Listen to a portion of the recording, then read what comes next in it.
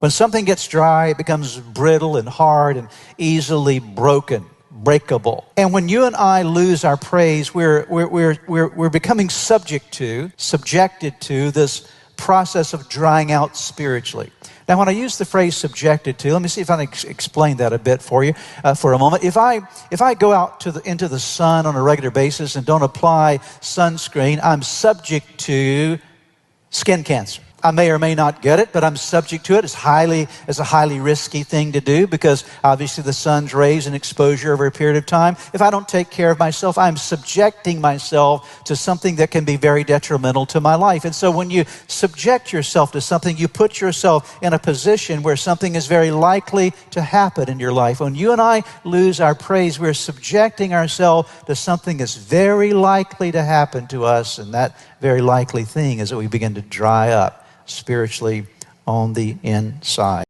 A few weeks ago, I found myself sitting on my bed with my Bible open in front of me, but my heart felt completely empty. I used to feel so close to God, prayer felt so natural, and my Bible spoke to me in real personal ways. But now everything feels dry, the words on the page blurs together, and my prayer now feels like a routine with no connection. I cannot tell you that I don't know what's going on, because I know that it is spiritual dryness. And of course, it's happening when the year is coming to an end. You know, Satan is very funny with this thing. Because tell me why, whenever the year is coming to an end, he gives me this idea that everything in my life is supposed to wind down, including my spiritual life. When in fact, that is when everything is supposed to be at its peak. You're in a dry time. What's the greatest temptation in a dry time? Get the remote. Yeah. Get on social media. I need some likes.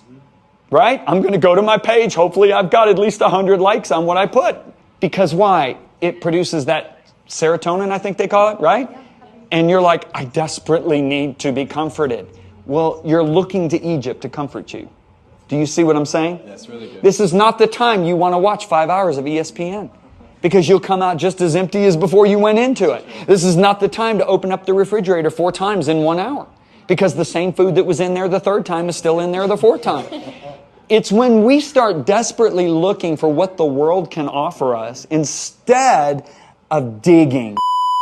So instead of pressing into God, the first time I felt that spiritual dryness, I started to pull back. The more I pray, the more I feel very distant. Like right now, I'm going through the motions. It feels like my faith is slipping away. But deep down, I know that spiritual dryness doesn't mean God is absent. It is just a season. Like a tree in Harmattan or winter, where it looks dead, but it's still alive underneath. My faith is still there, even if I can't see it or feel it. So I have made a choice. Instead of giving up, I have decided to keep showing up. I will keep praying, I'll keep reading the Bible, and I'll keep trusting that God will renew me. It's not about feeling something every moment, but about faithfully pressing through. Slowly, I'm starting to feel God drawing me back. Spiritual dryness doesn't last forever, and God is always faithful to restore us and renew us, even when we don't see it immediately. Thanks for watching. I'll see you in my next video.